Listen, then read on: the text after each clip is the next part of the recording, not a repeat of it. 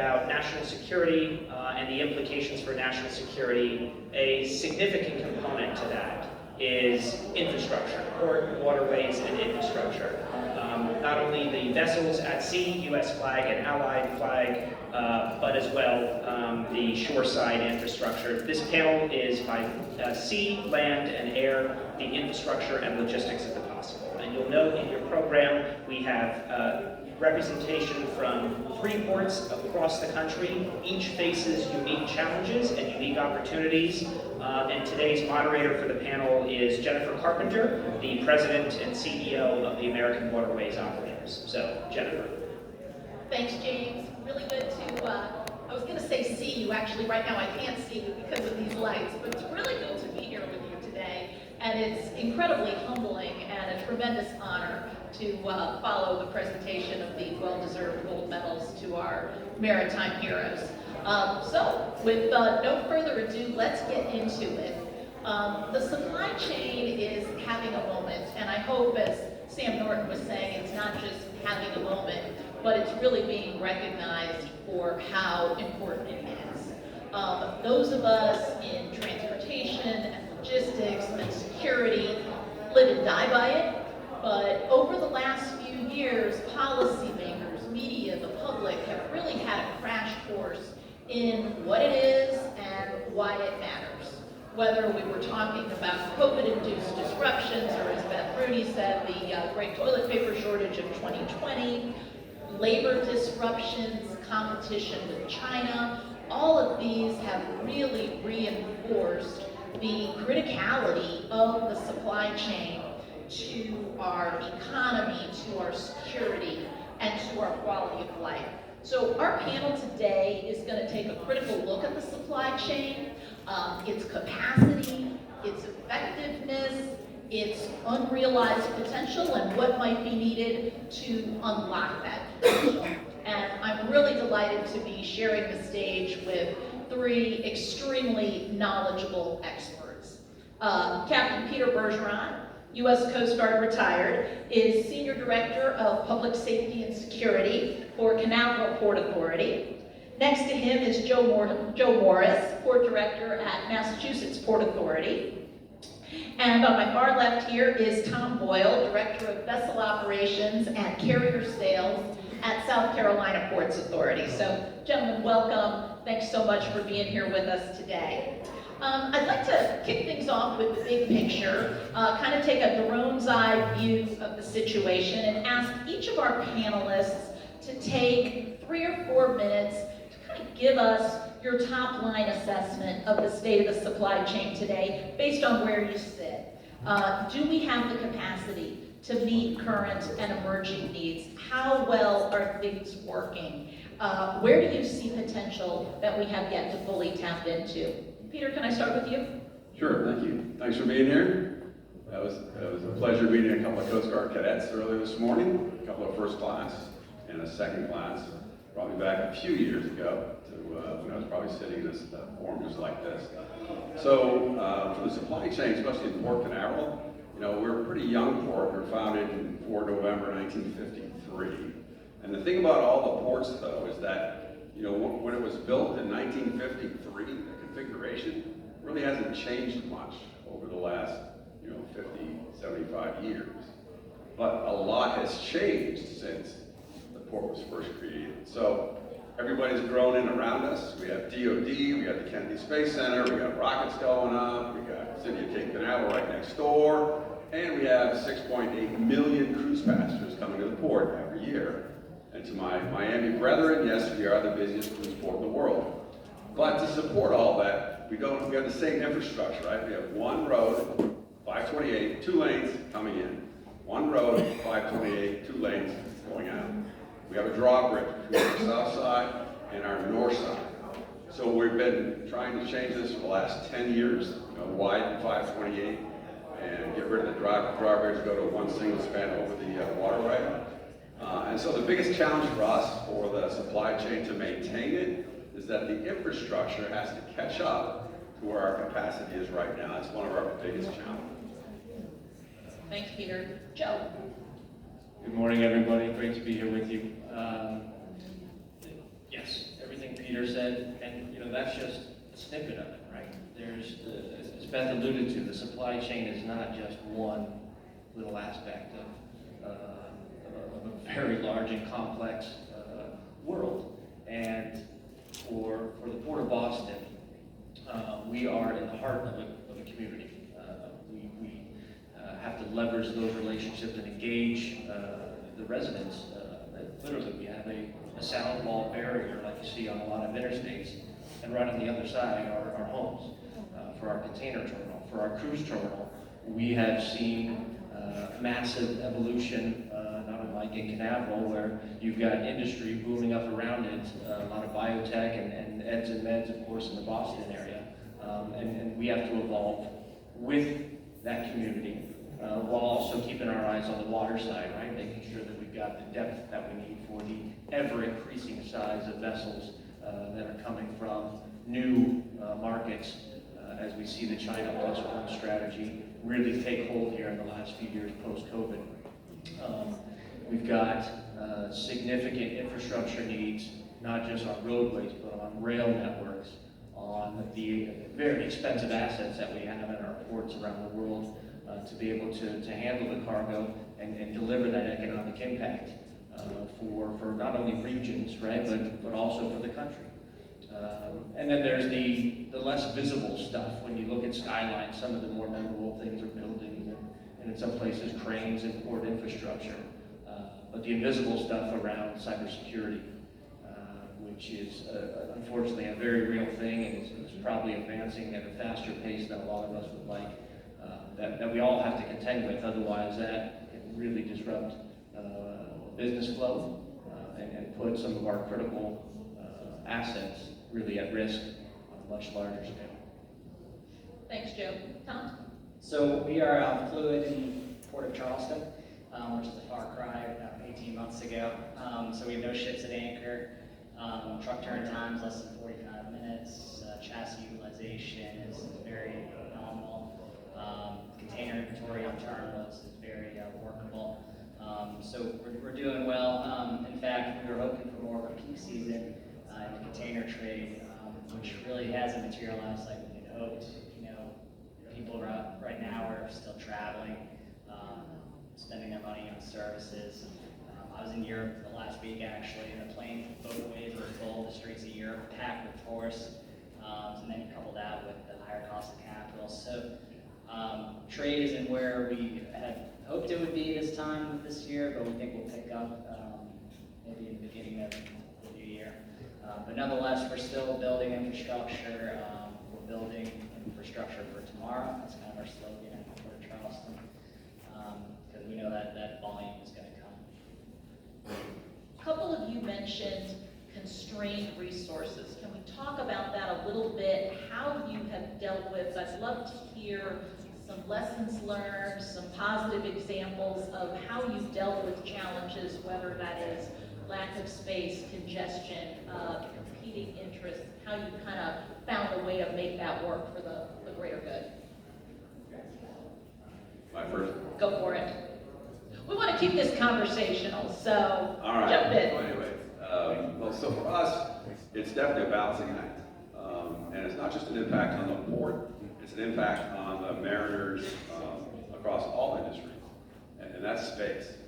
So I was just commenting to Joe this morning. I no longer change the pictures in my office. I just let them hang askew. Because every time a rocket goes up, it just shakes the pictures on the wall. There's no use correcting it. We put up about 2 a week. But what that does is, every time a rocket goes up, it closes a lot of the waterways off of Port Canaveral. So mariners can't go through it. Now, on the plus side, SpaceX had such a success launching rockets that their area that they close waterways is drastically reduced. It's all based on the performance of the various rockets. But when Blue Origin sends out their first rocket, I think the entire east coast of the United States is going to be shut down. So that's one of the things we have to deal with that impacts the entire port, impacts the entire economy in the area, but they're valued partners for us. So just as an example of things we have to mitigate or manage, which happens is for us, the space industry. Well, space, staying on a 2D aspect that I think is a challenge for every port complex in the nation. There's not a lot of desire to see this. I think the NIMBY, the not in my backyard, definitely comes into play. And of course there are environmental impacts that need to be mitigated and managed. But it is increasingly difficult to just create land to operate a port. But for the Port of Boston, we've actually gone through a pretty significant evolution in the last, I mean, it's really been tangible in the last 5 years. But the planning dates back 15 to 20 years, and that's dredging the harbor to more modern depths to handle these larger ships. And then, of course, some crane infrastructure. And for our container terminal, as well as our cruise terminal, they're actually adjacent. They share adjacent wharf space on either side of a very narrow channel. But even just a little bit beyond that, we've got Boston Logan International Airport, which the Port Authority also operates. However, that has constrained the growth capabilities for the container terminal, as we want these taller, bigger ships to come in, and we need the crane infrastructure to be able to support it. So, quite frankly, an engineering marvel, this is maybe something else to touch on, is with all the federal funding that's gone into the port infrastructure, and very grateful for all of it. Boston's benefited tremendously from it in recent years. But the recent trend on the Buy America, there's no manufacturing capabilities for these large assets that our ports need. So that's another constraint that I think that we're all trying to navigate. But specifically for the engineering marvel that I think we have in Boston is we have the largest low-profile cranes in the world, and the heaviest. And that's not always a great thing, because that means the cost of your infrastructure to be able to support those heavy assets is also quite expensive. But the reason for that is because we are literally within 2 inches of the maximum height because of the restrictions of the adjacent airport and the flight path. So we have really a fine line, and it's literally painted on our dock, where the cranes cannot go eastward any further. Right? So that's just another reality of a booming economy. A lot of, you mentioned it, Tom, right? People are spending money on services and travel right now. That means our airport is busier, and that location. You have to be on the water for ports to work. And that's, just a reality of something we're dealing with. Thanks, Joe. Tom. Yeah, so when I think about the great supply chain disruption that occurred, Beth brought up that the ports weren't necessarily the choke point. It was really the hinterland, the warehouses, the distribution centers, the transit facilities. But that we certainly suffered from the pain as well. And at our kind of darkest hour, I guess you could say, we had 40 ships outside of Charleston at one point, about 18 months ago. And we really had to take some innovative approaches to cut through that backlog. Really, we started looking at the root cause, and really it was the dwelling import containers on the terminal. So normally an import should sit on your terminal for 4 to 5 days before a truck comes and picks it up. Back then it was 4 to 5 weeks was the average, and that was just really choking us out. So we looked at our vessel queue, we picked out ships, okay, which ones are exporting more containers than bringing in imports, or exporting a lot of containers. We need these prioritized to pick up containers first, and we worked that way. We hired a lot of new yard operators to work the overwhelming amount of containers in the yard and keep our truck drivers happy. We opened up gate hours, worked late, worked Sundays. Historically, we hadn't opened the gates on Sundays. So it was really a multifaceted approach. We bought a whole bunch of new chassis, because what is a chassis? It's essentially a moving mobile warehouse. So if the warehouses are full, the containers are going to dwell on a chassis. So we invested in a new chassis pool, bought chassis, a whole bunch of things. And we actually dug ourselves out of that 40 vessel queue in about 10 months, which I think was faster than probably most ports. Good work, thanks for that. Let's talk about partnerships a little bit. Ports are, no one in the supply chain operates in a vacuum. We've got this interconnected system of multiple actors with shared and overlapping and sometimes competing interests. I'd love to hear a little bit about both examples from your experience of successful partnering to either improve effectiveness or realize new potential, and opportunities that you see for partnerships that maybe we haven't fully exploited. Folks we need to be talking to, we need to be bringing into the conversation in order to really take us forward. Peter? So one of the success stories for us in partnerships was LNG. So back in 2020, the IMO passed a new regulation which reduced the sulfur emissions from cruise ships from 3 to 0.5%. So our CEO, being the astute businessman he is, turned to us and says, I want to be an LNG cruise port. So we have two big hurdles. One, the local community, because everybody thinks an LNG ship is a floating bomb. And two, the U.S. Coast Guard, because they're our regulatory branch and they would handle any of the transfers on LNG. Never been an LNG transfer done in North America. So the Coast Guard had no experience in how to do that. So the first thing we did is we created our LNG outreach program. We reached our fire department chief, who's a local. He put together a big presentation on the safety of LNG. We went out and met with everybody. We met with city commissioners, we met with homeowners associations, we met with Rotary Club, Lions Club. We did it for 6 months and educated the public on the safety of LNG. There's only been one accident in Texas City in 1945.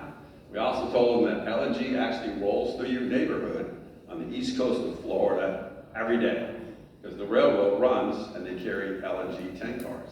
So it's already going through your neighborhood. But the biggest point was LNG is safer than you taking your propane tank, throwing it in the back of your car at Home Depot and driving home. That is a more dangerous evolution than transferring LNG. So we got the public on board, because we are, Port Canaveral is a political port, and we have 5 commissioners. They're all elected, so they have to respond to their constituents. And then finally the Coast Guard. So the Coast Guard, as it usually does, looks at something and it goes, okay, we have a problem. And they reach out to all the experts. We had the LNG Center of Excellence. Those guys came over. They made a presentation to the Coast Guard. We did hazard ID, which is basically get all the stakeholders in the port. Everybody would have an interest, got together, we had a big conference, and we talked through all the evolutions of an LNG. Safety, how the transfer is made, education, impacts on the waterway. So finally, we actually brought the Coast Guard on board. And then there's another partnership that we have to do, and I'm sure my partners would say the same thing. We all rely on federal and state funding immensely to run port operations. And so we got appropriation from the state, we got a federal security grant from FEMA, and with port funds, we actually went out and bought a $5 million fireboat. And the beauty about the fireboat is it comes equipped with Purple K, which is the extinguishing agent you need for LNG. And as part of our program, we said that we would, every time we did a transfer, the fireboat would be manned, the fireboat would be unseen. And so a success story for us, Mardi Gras did the first LNG transfer in North America for a cruise ship on July 31st, 2021. And following that success, we've had no incidents, knock on wood. We've got the Disney Wish. The Disney Wish came in June of 2022. And on tap, we have the brand new Oasis of the Seas class ship, Utopia. It's coming to the port. She'll be there in July of 24. She's coming straight from the shipyard. So actually, RCL's never done that before. They're taking a brand new ship, sticking in our port, and it's LNG. In the following November, we get the Disney Treasure. So based on our partnerships with our state, local, federal funds, plus within our own port community, we became the LNG cruise port in North America. We have 4 ships now that are going to be LNG. So for us, that's one of our successes. That's fantastic. Joe, partnership at work. So many examples for Boston, but let me hone in on one that is ongoing, it's continuous, and it's important in that regard. And it's actually something that we hope we never have to do, which are drills with our emergency response partners, Coast Guard, CPP, local EMS, and so on. Those drills that we do, whether they're tabletops or a little more hands-on in sort of a simulated environment, do a couple of things. And I'll say specifically for Boston, the camaraderie between these different organizations really was improved, unfortunately, because of the Boston Marathon bombing a decade ago. That showed the need for that collaboration when a moment strikes. And so we have really, really strong buy-in from our local agencies and partners to exercise these drills, make sure that people know each other across these agencies, and again, when hopefully something that never happens does eventually happen, the execution should be that much more seamless. So we've simulated grounded container vessels, which was another reason that supply chain became a dinner-side topic, with a couple of ships being grounded and one blocking a very, very important transit canal in a different part of the world, of course. But we've simulated, with the advent of these electric vehicles being transported, lithium batteries do not burn the way that you would think that something traditionally burns, and we've simulated that. We've simulated some nuclear things. It's just a wide range of things, and these activities, again, hopefully we never have to execute on them, but having those partnerships and having that buy-in actually, we found, makes the day-to-day execution so much smoother as well. We're really proud of those partnerships in Boston. I love that, and I really love the contrast here. Peter talking about how they use partnership to really create something new, to build Port Canaveral into an LNG port, and Joe talking about how partnerships are so critical to the day-to-day effective functioning and preparing for something in the future. Tom, how do you come at this? So we just wrapped up our harbor deepening project. It was a 15-year project. We're now at 52 feet. The deepest harbor, proud to say the deepest harbor on the East Coast. But it was no easy feat. It really took a partnership effort. I was thinking it's funny. So it's a $300 million project, combination of federal and state grants. If anyone's been to Charleston, we had this beautiful bridge that goes across the harbor. That was $250 million that everyone can look at and admire. This harbor deepening project, no one can see it. So you really have to go out there and tell your story to the community of why we need to deepen the harbor, what's the economic impact. We did studies, the economic impact for the Port of Charleston is over $63 billion to the southeast region. We affect 1 in 10 jobs. So that's the story. We have a great government relations team and community relations team that goes out and kind of gets everyone all in the same wheelhouse to point the ship in the right direction. Because believe it or not, 15 years to do a harbor deepening project is on the fast side. No, thanks for that. Let me just kind of throw this open to any of you, either speaking specifically about the experience at your port or just generally. Is there an untapped partner out there? Is there somebody or some entity that you feel like, we could do so much more if we could get them on board, crack that nut, learn to speak their language? So I'll jump in. The Coast Guard has committed to build the largest Coast Guard base in the country, I believe, in Charleston. So I've kind of focused my team on kind of building our relationship with the coasties there, because I think they can be a strong ally in making sure our port stays open, or when we have to close due to a hurricane or some other instance, they're going to be the ones that kind of we need to rely on to open as quickly as possible. Maybe not untapped, but definitely underutilized, I think, is some areas where ports should not compete. Right? Yes, we're all vying for commercial business and have a responsibility to execute that, but I think it's long been talked about that we shouldn't compete on safety. And I think more recently, we probably shouldn't compete on security, cybersecurity specifically either. So I think even within our port community, whether it's regional or across the nation, I think there's some opportunities there for us to be better in how we communicate, how we share, to avoid any major risks. You're here. Yeah, just to piggyback on that, that's a great point on security. In fact, we've On our own initiative, a lot of the security officers, facility security officers, at least in the southeast, we've all gotten together on different conferences to meet, share ideas, best practices. That's a great idea, definitely on tap. All right, I got 1 second. See how easy partnership can be. Thank you, Navy League, for bringing us together. Well, mentioning security, I'm glad you did, because ports are obviously just critical nodes of not only economic prosperity and opportunity, but also security. Can you just sort of talk a little bit about what that intersection looks like from your seat? Do you see the two objectives as largely being complementary? Are there times where you have felt like you faced a trade-off? We can have more of this, but we're going to have to settle for less of that. And how did you deal with it? Well, the biggest part is the Coast Guard regulates your security as a maritime entity, so they're not too keen on not following what they want you to do or what you put in your facility security plan. Well, one thing we do look for is innovations in security. And so one of them for us is facial recognition. If anybody's gone on a cruise, it used to take you about 2 hours to clear a ship. So that's 6,000 people, 2 hours to get off. With facial recognition, we can clear a ship in 20 minutes. So all you do is walk up, look at the screen. If you're red, you go right, talk to CBP. If you're green, you just walk off the ship. So it's great for clearing the ship. However, it does create another problem for us. I have 6,000 people who want to leave the port within 20 minutes. So it's a trade-off, and then there's successes, but absolutely technology is a great benefit for us. And then there's definitely a need to balance operations and security. And sometimes it's frustrating, when you talk about when you meet the federal government.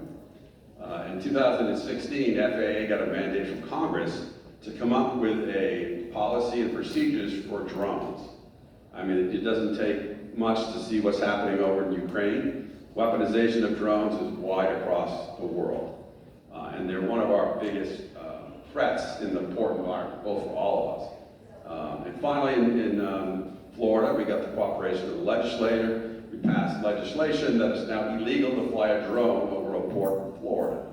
And we're going to get detection technology that we can see the drone when it comes over. But until Congress acts in the FAA, all we can do is when we see the drone come over is I can go over and arrest the operator, right? I cannot take action against that drone. And so we need Congress to take action to give us a law, give us the ability to do that to make our ports safer. Yeah, so we are one of the 22 named strategic ports in the country. So we built a healthy relationship with MARAD and the Army Corps and the Army Transport Division down there. And we meet fairly regularly. And I really just think it's all about relationships. Who do you call when things go bad? Who do you have on speed dial? And it makes a big difference having those relationships ahead of time. For sure. Joe, anything you want to add? Just, that intersection is constant, and it's probably got more facets that we can all appreciate or comprehend in a single moment. But it's really just about assessing risk. And, as simple as you can make that sound by saying, assess your risk. People have often said the safest way to operate a port is to not operate. And that just doesn't work. So you have to accept a certain level of risk, but you have to take the right actions to mitigate, to minimize those, and some of that is 100% internal, and a lot of that is involving partners in the port infrastructure. Absolutely. I'd love to open it up for some questions from the audience. As I said, I'm having a little trouble seeing you. I see a hand up over here. And one back there. James, can I ask you to bring mic? Oh, do we have mics to come to folks? Otherwise, I can use my outside. Okay, you use your outside voice, and then we're going to go to you over here. We'll just do our best. You can stand up, and that will make it a little bit easier for folks on stage to see. Go ahead. My question is, thank you very much. My question is general for all panelists. One thing you talked about was things that have changed over the course of years. Ships are using new technology, specifically fuel technology. Captain Bergeron, you already talked about your focus on LNG. But we're looking at methanol, ammonia, hydrogen, carbon as a carbon dioxide rather as a cargo. What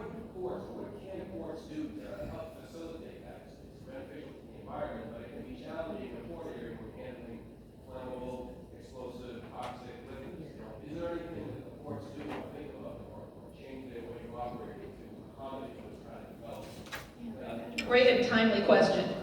I'll just say, you're right, we do think about it, and unfortunately probably far too often because of that mix that you mentioned, right? There's no sort of adopted fuel technology or fuel type that has really taken the industry by storm.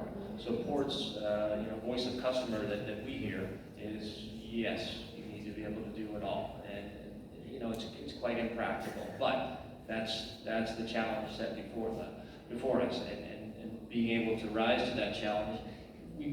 We'll hedge our bets a little bit on what the right technology to invest in. There's a lot of skeptics on LNG. There's a lot of LNG in the Port of Boston as well. So we're trying to figure out is that where we heavily invest to be able to support that. And then you've got the argument of shore power and being able to execute that, and can our electrical grids in the respective areas handle it. So right now, from where I sit, there's no standard that will simplify this for any port in the nation. When I talk to the steamship lines, seems to be two camps right now. There's the LNG and then there's the ethanol. Maybe a few years ago, everyone was more in the LNG camp. It seems to be starting to go the other way, especially when you look at what Maersk is doing and where they invest in the method. Peter, anything you want to add here? So for us, it was a business case to go to LNG. We knew the cruise ships were coming out, brand new ones, and they ran on LNG. So for us, it was a pretty easy decision to make. We're going to support LNG. And I think that's actually what it takes. What does the industry want? And then we see, is it widely adopted? And then is there a best way we can, fill that need if there is one? So for us, LNG was a definite need, and we filled it. Thanks. Son, get up over here. Go ahead. Hi, my name is Chris Siegelman. I'm a graduate student in International Transportation Management at City Maritime. I'm from Florida myself, so this is directly to you, Captain. Every day the Florida East Coast goes north and south up and back. It has regular connections to the port of Miami, Fort Lauderdale, West Palm Beach, even Cocoa Beach, and even up in Jacksonville where it meets CSX. My question to you is, do you guys have any plans of helping to bring intermodal transportation regarding rail lines to your port, as well as it is much more efficient and also environmentally friendly as well? So in Port Canaveral, we're not a container port, right? I mean, all you container guys, you need rail to make money and move it. We're break bulk, which for our cargo, which will not move by rail. So the economics for bringing rail to Port Canaveral, it don't make sense for us to do it. A few years ago, 10 years ago, that was the big thing. We're going to bring in rail. We're going to get into the container business, and that was, shot down. We're not going to do rail. For us, 80% of our business is cruise passengers. We do have Brightline, which is the new, rail set up from Orlando all the way down to Miami. There's talk about putting a station either in Melbourne or Cocoa Beach. That's still to be decided. So that's about as close as we would get to rail, is having cruise passengers dropped at Cocoa Beach or Melbourne and shuttle them over by bus. But I don't think you'll see a rail come into the port. Yep. Thanks. Other questions? Kathy? Thank you very much, Captain Chamber Secretary. Just one comment and one question. Comment is, we've been fighting car for years on the shore power system. And as we now have an IMO strategy towards decarbonization, there is a big concern that what you invest in shore power is going to become a strength vessel. Because quicker vessels move over to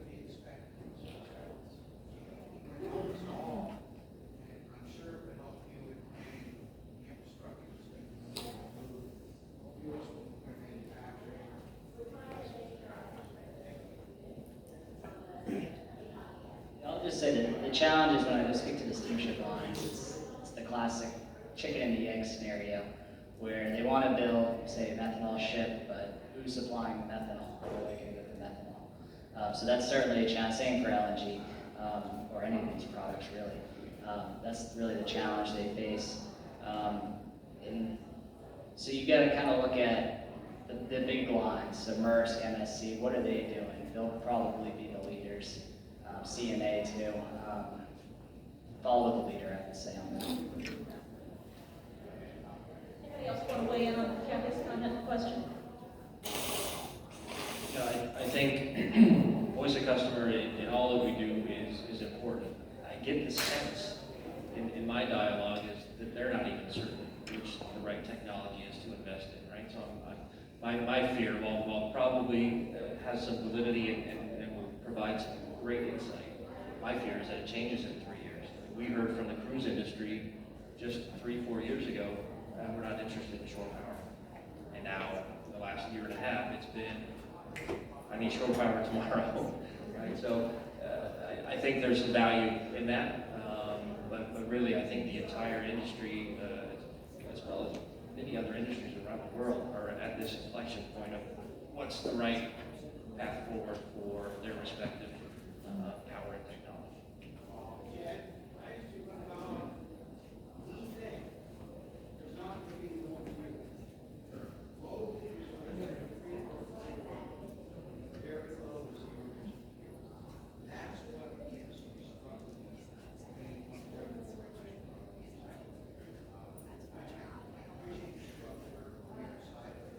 And I think the other struggle with that is some folks won't act until it's mandatory, right?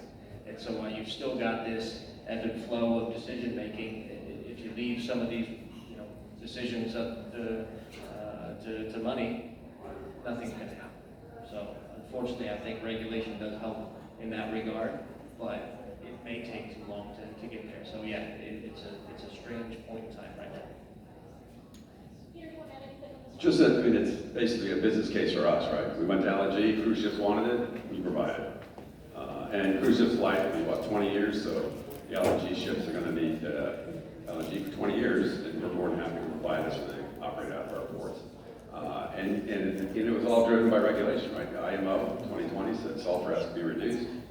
That caused the cruise industry to go like LNG. So I agree 100% with that. Time for another question? Yeah, in front here.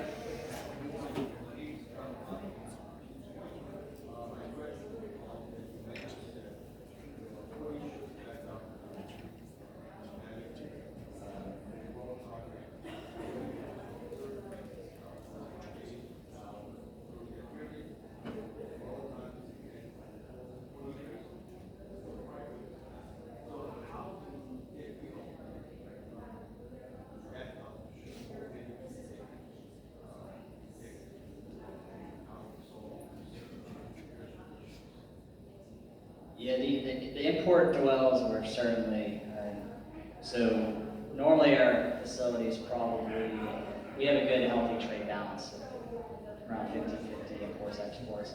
Back then it was like 80% imports, 20% exports. So we had to target, okay, whose imports are dwelling the longest? Which customers do we need to have a conversation with? I won't name names, but there were some big box retailers that were just letting their containers sit there for far too long. So we had to have some tough conversations with them. I joke with people like, don't eat the Halloween candy this year because it probably sat in a container for God knows how long. But yeah, having tough conversations with your customers, that certainly helped. Tom, it's okay to eat the Halloween candy this year, right? Yeah, You've solved the problem. Yeah. All right, thank goodness. We have time for another one. James, about 2 more. Okay, or 2 more minutes. Okay, yes, right here in the middle. I'm John with that and I'm riding a ship shooter. And I'd like to say the benefits of road research in around the world is about $10 million a year. There are many moving parts in licensing and using Part 107 licensing.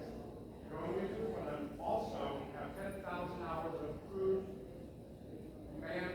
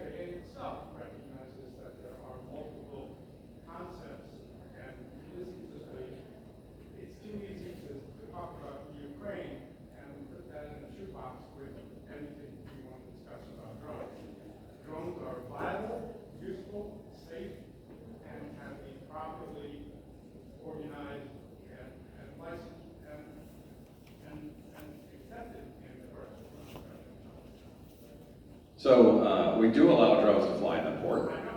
You request permission, we grant permission, you can fly for business purposes, whatever you want.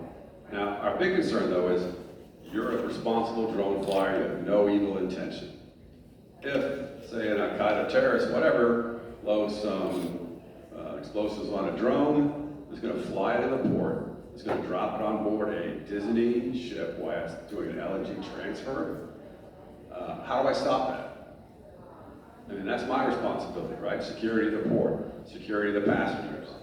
So for us, if you're not allowed to fly, we're not going to let you fly into the port, just for that safety and security reason. If you have a legitimate reason, we'll let you fly. And as long as you contact us, you say who you are, we register your drone into our system will detect you. What's your first name? Jonathan will say, Jonathan's flying the port today, you're fine. If you're not, and we'll go over, say it's Jonathan in his red shoes, he's allowed to fly in the port today. If you're not, then we're going to go over and talk to the operator.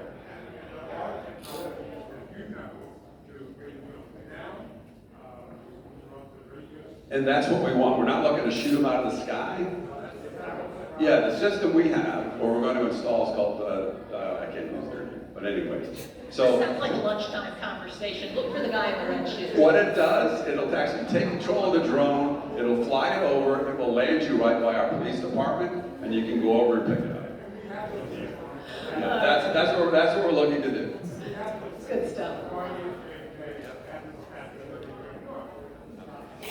All right. Hey, I want to thank everybody. I want to thank my panelists, Peter, Joe, Tom. Thanks so much for sharing your insights. Thank you for the great questions. And thanks so much to Navy League for the opportunity. Yeah, and so thank you very much, Jennifer, for your leadership on the panel, as well as to all of our participants and our moderators. So thanks again to the panel. We're going to take a couple of minutes as a break to the next panel. If you look in your program, you will see we're trying different things this is our second conference, so we want to try different formats of programming, and we're very fortunate to have great speakers, as you've already seen today, and that will continue. We're offering 2 panels simultaneously. We have volunteers. Neither of those panels will be held here. They're actually in classrooms and event spaces here at John Jay College. We have volunteers out to help guide folks. You'll have to walk down the hallway, take an elevator up to the 6th